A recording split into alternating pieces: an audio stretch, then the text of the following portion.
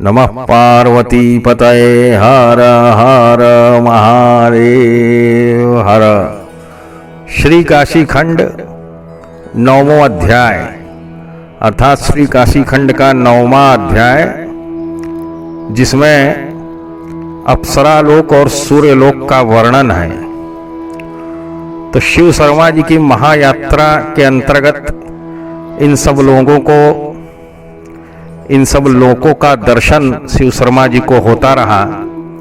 इसी क्रम में शिव शर्मा जी को एक दिव्य लोक का दर्शन हुआ। तो शिव शर्मा जी कहते हैं भगवान विष्णु के दोनों गणों से कि काइमा रूप लावण्य सौभाग्य निधय स्त्रियः दिव्यालंकार धारिण्यो दिव्य भोग समन्विताः। शिव शर्मा जी कहते हैं कि रूप लावण्य सौभाग्यशालिनी दिव्य भूषण धारिणी स्वर्गीय भोग से परिपूर्ण ये रमणियां कौन हैं? तो विष्णु के गणों ने कहा कि ये सब अप्सरा इंद्र आदि देवगण की प्रीति पात्र की भोग्या हैं। गान में अभिज्ञ, नृत्य में कुशल और बाजा बजाने में बड़ी चतुर हैं। काम केल कला में कुशल, द्यूत कर्म में दूरदर्शिता, रसिकर्ता, मनोगत भाव का ज्ञान, समयोचित वाक प्रयोग चातुरी, अनेक देश विशेष का अभिज्ञान, नाना भाषाओं में पांडित्य और संकेत वृत्तांत में निपुणता इत्यादि गुणों से परिपूर्ण ये सब दलबद्ध होकर हर्षपूर्वक स्वच्छंद भ्रमण करती हैं। श्रृंगार क्रीड़ा और क्रीड़ा कौतुक, खेल खिलवाड़ में चतुर और मधुरालाप में पंडित, यह सब अप्सराएं अपने हाव भावों से जवानों के मन को हरण कर लेती हैं।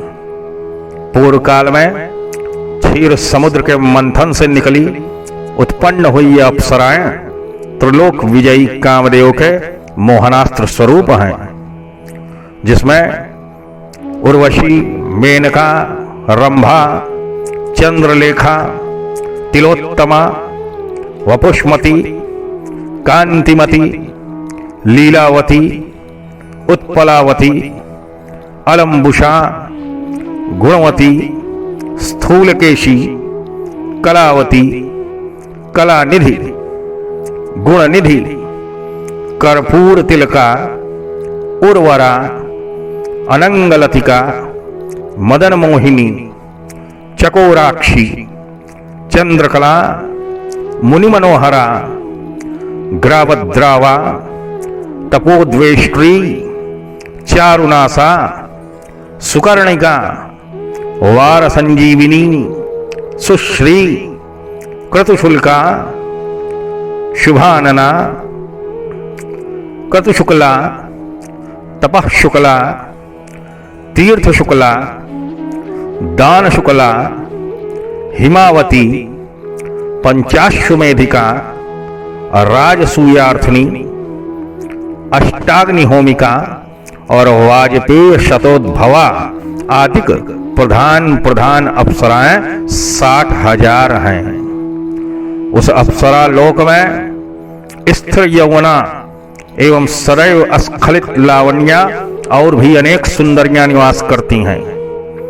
वे सब भी दिव्य वस्त्र, दिव्य माला, दिव्य गंध का अनुलेपन और दिव्य भोगों से सुसंपन्न होकर स्वेच्छानुसार शरीर धारण कर सकती हैं। जो स्त्रियां मास उपवास व्रत करके दैव योग से 1 बार, 2 बार अथवा 3 बार तक ब्रह्मचर्य से भ्रष्ट हो जाती हैं, वही दिव्य भोग वाली रूप लावण्य की संपत्ति और सब कामों से परिपूर्ण नारियां इस अप्सरा लोक में बसती हैं। विधि पूर्वक सांगोपांग काम व्रत के अनुष्ठान करने से इस लोक में प्राप्त होकर स्वैरचारिणी देव भोग्या हो जाती हैं। हे द्विज, जो पतिव्रता नारियां बलवान पुरुष से बलपूर्वक पकड़े जाने पर भर्ता ही की बुद्धि से उसके साथ कदाचित संसर्ग कर लेती हैं, वे ही यहां पर आकर रहती हैं। स्वामी के प्रवास करने पर जो सदैव ब्रह्मचर्य का पालन करती हैं, परंतु दैव योग से कहीं एक बार ब्रह्मचर्य से भ्रष्ट हो जाती हैं, वही वामलोचनाएं इस अप्सरालोक में निवास करती हैं। जो वरवर्णिनी अनेक सुगंधित पुष्प, सुवासिक चंदन, सुश्वेत कर्पूर, अति सूक्ष्म वस्त्र, एक मैल बड़े पुराने कड़े, अग्रभाग से युक्त, सुवर्ण वर्ण, मोटे और नीले नस वाले सुगंध द्रव्यादि से भूषित तांबूल पान के पत्ते, विचित्र आभरणों से शोभित शय्या और रति मंदिरोपयुक्त बहुत से कौतुक वस्तु इत्यादि के द्वारा द्विज दंपत्ति की पूजा कर इस काम में भोगदान को प्रत्येक सूर्य की संक्रांति अथवा प्रतिव्यतिपात योग पर 1 वर्ष पर्यंत कोदात कस्मात इत्यादि मंत्र से करती हैं और काम रूपधारी देव प्रसन्न होवे ऐसा कहती हैं। हे द्विजोत्तम, वह अंगना अप्सराओं के बीच श्रेष्ठ होकर यहां पर कल्प पर्यंत निवास करती हैं। जो कोई स्त्री कन्यावस्था में कभी किसी देवता के भोग कर लेने पर उस समय से ब्रह्मचारिणी होकर उस पूर्व वृत्तांत का ध्यान करती हुई यथाकाल मृत्यु को प्राप्त होती है, वह तो दिव्य रूप धारणी और स्वर्गीय भोग भोगिनी होकर इस अप्सरालोक में समागत होती है। द्विजाग्रगण्य शिव शर्मा इस प्रकार से अप्सरालोक की प्राप्ति के कारणों को सुनता हुआ तदंतर क्षण मात्र में विमान के द्वारा सूर्यलोक में प्राप्त हुआ। जिस प्रकार से कदंब का पुष्प केसर समूह के द्वारा सर्वतो भाव से व्याप्त रहता है, उसी प्रकार से यह सूर्यलोक भी सूर्य के किरण जाल से चतुर्दिक में देदीप्यमान रहता है। 9 सहस्त्र योजन परिमित 7 अश्वचालित 7 घोड़ों से द्वारा चालित अश्वरश्मि घोड़े की वाग पकड़े हुए अरुण के द्वारा सम्मुख अधिष्ठित अप्सरा, मुनि, गंधर्व, सर्प, यक्ष और राक्षसों के आश्रय अतिवेगगामी विचित्र एक चक्र के रथ पर आरूढ़ और दोनों हाथों में 2 रक्त कमलों को धारण किए हुए सूर्य भगवान को पहचान कर शिव शर्मा ने हाथ जोड़कर दंडवत प्रणाम किया। रविदेव भी उस प्रणाम को भ्रूभंग के द्वारा स्वीकार करके क्षणमात्र में अति दूर आकाश मार्ग को अतिक्रमण कर गए, उधर निकल गए। अत्यंत सुखी शिव शर्मा द्युमणि के अतिक्रांत हो जाने पर दोनों भगवत भक्तों के प्रति बोला कि किस पुण्य के द्वारा सूर्यलोक की प्राप्ति होती है। हे विष्णु के दोनों गण, मैं यह सुनना चाहता हूं। आप लोग मेरे आगे बंधुता के अनुरोध से इसे वर्णन करें, क्योंकि सप्तपद एकत्र गमन करने ही से सज्जनों की मैत्री हो जाती है। कहते हैं कि 7 कदम एक साथ चलने से सज्जनों की आपस में मित्रता हो जाती है। तो विष्णु के दोनों पार्षदों ने शिव शर्मा से कहा कि हे महाप्राज्य द्विज, सुनो, तुम्हारे निकट मुझे कुछ भी अवक्तव्य नहीं है, कोई भी ऐसा बात नहीं जिसे मैं अव्यक्त कर सकूं, क्योंकि सज्जन के संग होने ही पर साधुगण की सतकथा का प्रारंभ प्रसंग होता है। जो सब भूतों का एकमात्र नियंता, परम कारण, नाम गोत्र और रूपादि से रहित है, जगत की उत्पत्ति और प्रलय जिसके भ्रूभंग ही का फल है, वे ही सर्वात्मा वेद पुरुष निरंतर स्पष्ट रूप से यही कहते हैं कि जो आदित्य मंडलवर्ती पुरुष हैं वही मैं हूं। जो लोग अन्य की उपासना करते हैं वे अंधतमस में प्रविष्ट होते हैं। हे द्विजोत्तम, इसी निश्चितार्थ श्रुति के द्वारा ब्राह्मणगण पुनः पुनः स्थिर करके एकमात्र उसी आदित्य रूप ब्रह्म की उपासना करते हैं। यहां पर लोगों को देखा गया है कि अनेक प्रकार के अपने इष्ट का वो आराधना करते हैं। कोई प्रेत की पूजा करता है, कोई भूत की पूजा करता है, कोई पुरुष की पूजा करता है। इतने धर्मात्मा मुनि हुए, लेकिन किसी ने अपनी अपना पूजा करने का किसी को उपदेश नहीं दिया। यही बात यहां पर है कि जगत की उत्पत्ति और प्रलय जिसके भ्रूभंग ही का फल है, केवल अपने भाव के इशारे से जगत की उत्पत्ति और प्रलय जो कर देता है, वही सर्वात्मा वेद पुरुष निरंतर स्पष्ट रूप से यही कहते हैं कि जो आदित्य मंडलवर्ती पुरुष है वही मैं हूं, यह सूर्य के रूप में मैं ही हूं। जो लोग किसी अन्य की उपासना करते हैं, इनके अलावा वे अंध तमस में प्रविष्ट होते हैं। भूत प्रेत की उपासना यह नरक में डालने वाली होती है। हे द्विजोत्तम, इसी निश्चितार्थ श्रुति के द्वारा ब्राह्मणगण पुनः पुनः स्थिर करके एकमात्र उसी आदित्य रूप ब्रह्म की उपासना करते हैं। जो द्विजाति यथा समय गायत्री का उपदेश पाकर त्रिकाल प्रातः मध्याह्न सायं काल में उसका जप नहीं करता, वह एक सप्ताह के मध्य पतित हो जाता है, इसमें कुछ संदेह नहीं है। प्रातःकाल सूर्य के अर्धोदय पर्यंत आदित्य के सम्मुख खड़े होकर सावित्री का जप करे और सायंकाल में आसन पर बैठकर नक्षत्र उदय पर्यंत सूर्याभिमुख जप करे। ठीक मध्याह्न काल में, अर्थात जब तक सूर्य अस्त मनोन्मुख होवे, मध्याह्न संध्या सूर्य की ओर मुख करके करे। काल लोप न होने देवे, अतएव समय की प्रतीक्षा करे। काल ही पर समस्त औषधियां फलती हैं, समय पर ही समस्त औषधियां फलती हैं। सभी वृक्ष काल ही से फूलते हैं, समय पर ही फूलते हैं।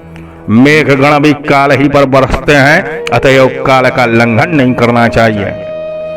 मंदेह नाम के राक्षस गण के देह विनाशार्थ रविदेव उदय और अस्त के समय द्विजों की दी हुई मंत्र सहित 3 अंजलि जल की आकांक्षा करते हैं। जो जन यथा काल गायत्री मंत्र से पूत 3 अंजलि जल सूर्य को देता है, उसे त्रैलोक्य भर के दान का फल प्राप्त हो जाता है।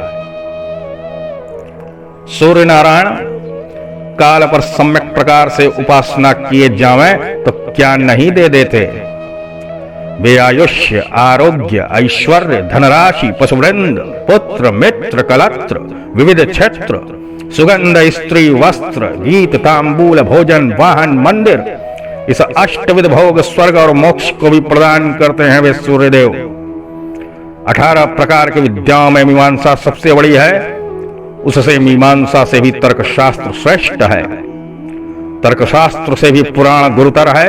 हे द्विज, धर्मशास्त्र पुराणों से भी श्रेष्ठ है और धर्मशास्त्रों से भी वेद परम श्रेष्ठ है। और वेदों में से भी उपनिषद श्रेष्ठ है और गायत्री उन उपनिषदों में से भी अधिक श्रेष्ठ है। प्रणव से समन्वित अर्थात ओम से समन्वित गायत्री संपूर्ण मंत्रों में परम दुर्लभ है, क्योंकि तीनों वेदों में गायत्री से बढ़कर और कुछ भी नहीं कहा गया है। दुर्लभा सर्वमंत्रेषु गायत्री प्रणवान्विता, न गायत्र्याधिकं किंचित् त्रयीषु परिगीयते। न गायत्री सर्वो मंत्रो न काशी सदृशी पुरी, न विश्वेश्वर समम लिंगम सत्यम सत्यम पुनः पुनः। गायत्री के समान मंत्र नहीं, काशी के सदृश पुरी नहीं और विश्वेश्वर के तुल्य लिंग नहीं, यह बारंबार सत्य ही सत्य है। गायत्री वेद की माता है, गायत्री ही ब्राह्मणों की जननी है। अपने गान करने वाले के परित्राण करने के कारण से गायत्री कही जाती है। गायत्री और सूर्य का परस्पर वाच्यवाचक संबंध है। गायत्री के साक्षात वाच्य ये सविता है और गायत्री सविता की वाचिका है। जितेंद्रिय विश्वामित्र क्षत्रिय होने पर भी इसी गायत्री के प्रभाव से राजर्षि पद को परित्याग करके ब्रह्मर्षित्व को प्राप्त हुए और उन्होंने इसी गायत्री के प्रभाव से अन्य भुवन की सृष्टि करने का सामर्थ्य भी प्राप्त कर लिया था। सम्यक प्रकार से उपासित होने पर यह गायत्री क्या क्या नहीं दे देती।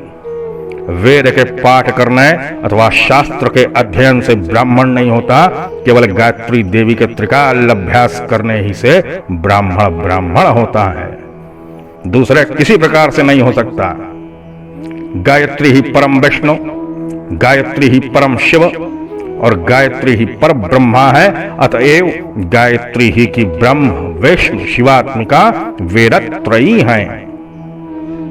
वे ही किरणजाल भूषित दिवाकर देव ब्रह्मा विष्णु और महेश के स्वरूप हैं और वे ही संपूर्ण तेजों के राशि काल एवं काल के भी प्रवर्तक हैं। सारा सार के विवेकी हम लोगों के वैकुंठ लोक निवासी गण सूर्यदेव के उद्देश्य से इस श्रुति को कीर्तन किया करते हैं कि हे मनुष्य गण, ये ही देव समस्त दिशा विदिशा ऊर्ध्व अधा और त्रियक प्रदेशों को व्याप्त करके वर्तमान है।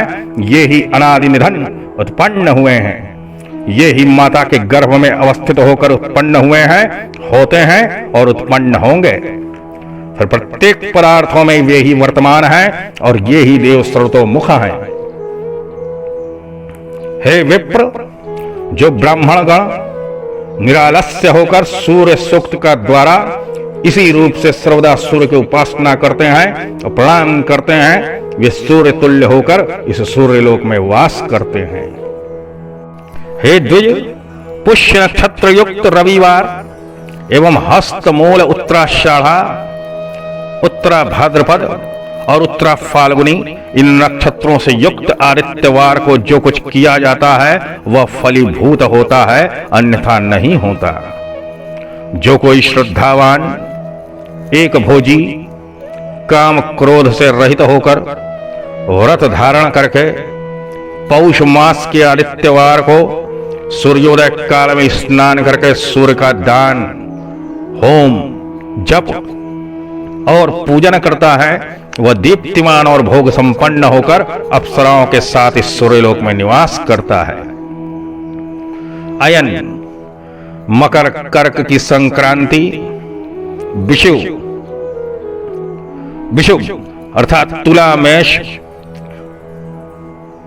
षडशीति मुख धनु मिथुन कन्या मीन और विष्णुपदी अर्थात वृष वृश्चिक सिंह कुंभ संक्रांतियों में जो सुव्रत महादान करें, सघृत तिल का होम करें, ब्राह्मण भोजन करावें और जो पितरों के उद्देश्य से उक्त दिनों में श्राद्ध करें, महापूजा करें, महामंत्रों को जपें, वे सब विज्ञगण इस वैकर्तन लोक में सूर्य समान होकर वास करते हैं।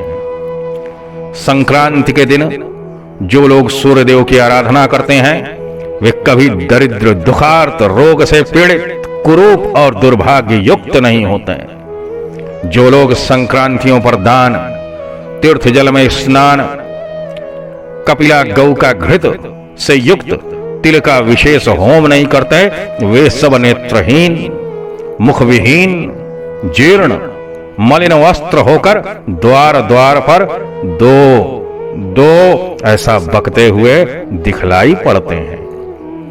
जो कुशली पुरुष सूर्य ग्रहण पर कुरुक्षेत्र में एक गुंजा अर्थात घुंघुची भर भी स्वर्ण दान करता है, वह पुण्यभागी यहां सूर्यलोक में निवासी होता है।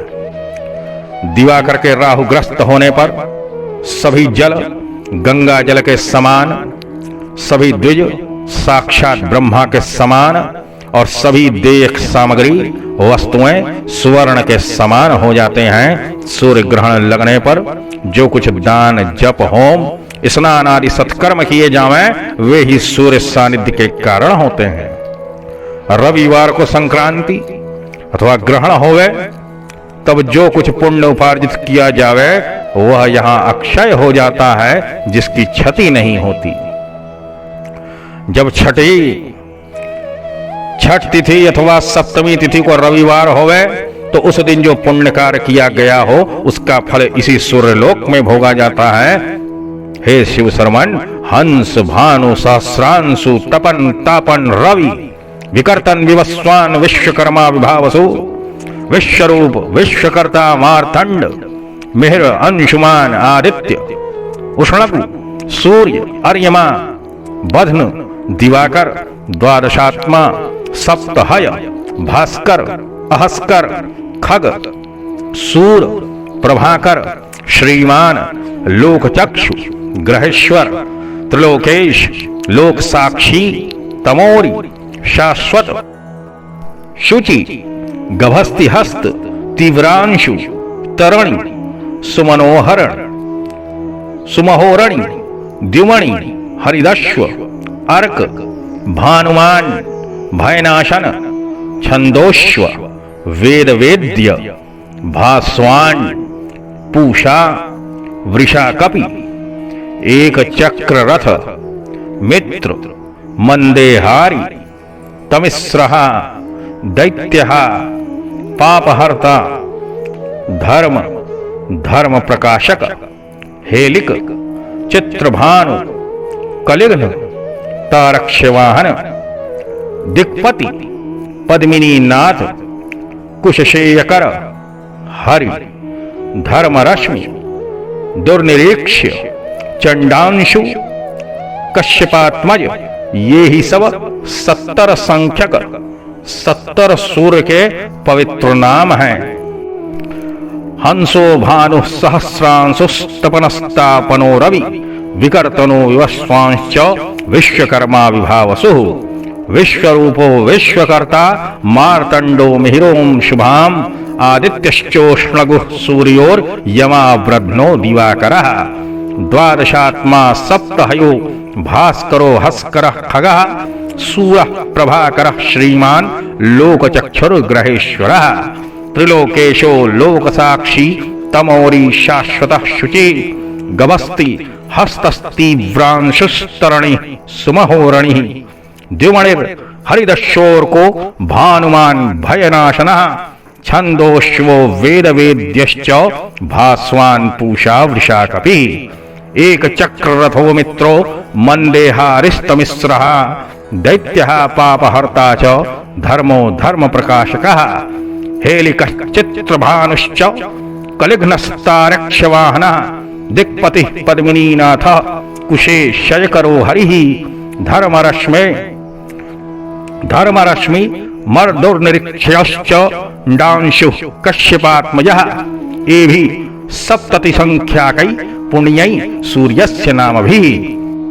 इन प्रत्येक नामों में चतुर्थी विभक्ति अर्थात सूर्याय नमः इस तरह से, धर्मरश्मये नमः इस तरह से चतुर्थी विभक्ति के एक वचन का रूप बना। आदि में प्रणव अर्थात ओम और अंत में नमः पद अर्थात ओम सूर्याय नमः, ऐसे पद लगाकर प्रतिनाम के उच्चारण के साथ सूर्यदेव को देख देख कर दोनों हाथों से गृहीत जल से परिपूर्ण अति निर्मल ताम्रपात के मध्य में करवीर अर्थात कनैल आदि लाल पुष्प, रक्त चंदन, दूर्वांकुर, अक्षत और कुश को रखकर परम पूजनीय सूर्य भगवान को शिर के पास हाथों को लाकर जानुओं से भूमि को छूकर ध्यान पूर्वक नयन और मन को स्थिर करके अर्घ प्रदान करें और उदय तथा अस्त के समय प्रत्येक नामों का प्रत्येक मंत्रों का उच्चारण करता हुआ इन 70 संख्यक परम गोपनीय महामंत्रों के द्वारा नमस्कार करें। जो मनुष्य इस अनुष्ठान को करता है वह कभी दरिद्री अथवा दुख भागी नहीं होता। जन्म जन्मांतर अर्जित पापों के फलस्वरूप घोर व्याधियों से बिना औषधि, बिना वैद्य और बिना पथ्य धारण के वह निर्मुक्त हो जाता है और फिर कालवश मृत्यु को प्राप्त होकर आदर पूर्वक सूर्यलोक में वास करता है। हे सत्तम शिव शर्मन, यह तो सूर्यलोक का एक अंश, कुछ थोड़ा सा वृत्तांत कहा गया है। अहो, इन महातेजोनिधि की विशेषता कौन जान सकता है शिव शर्मा। इस पवित्र कथा को सुनता हुआ वही शिव शर्मा जी इस पवित्र कथा को सुनता हुआ क्षण मात्र में इंद्रदेव की महापुरी को देखने लगा। तो अगस्त्य मुनि अपनी पत्नी लोपामुद्रा जी से बोले कि अप्सरालोक और सूर्यलोक की इस कथा के श्रवण करने से मनुष्य कभी दरिद्री नहीं होता लोपामुद्रे, और अधर्म में भी प्रवृत्त नहीं होता। ब्राह्मणों को तो सर्वदा यह आख्यान सुनना आवश्यक है, क्योंकि वेद पाठ करने से जो पुण्य प्राप्त होता है यह आख्यान भी उसी पुण्य का फलदायक है। ब्राह्मण, क्षत्रिय और वैश्य लोग इस उत्तम अध्याय के श्रवण करने से इस लोक में पातक समूह से छूटकर अत्युत्तम गति को प्राप्त होवेंगे। काल कर्म ओ जगत के जो है कारण एक, तेहि सूरज के भजन से मंगल हो ही अनेक। इस प्रकार से स्कंद पुराण के चतुर्थ काशी खंड के पूर्वार्ध भाषा टीका में अप्सरालोक और सूर्यलोक वर्णन श्री काशी विश्वेश्वर को अर्पण है। सांब सदाशिवाय, श्री काशी विश्वेश्वराण परमस्तु। नमः पार्वती पतये, हर हर महादेव। इस प्रकार से श्री काशी खंड का 9वां अध्याय समाप्त हुआ। अगले 10वें अध्याय में अमरावती और ज्योतिषमती का वर्णन है। तब तक के लिए भगवान शंकर का ध्यान करें। ओम नमः शिवाय।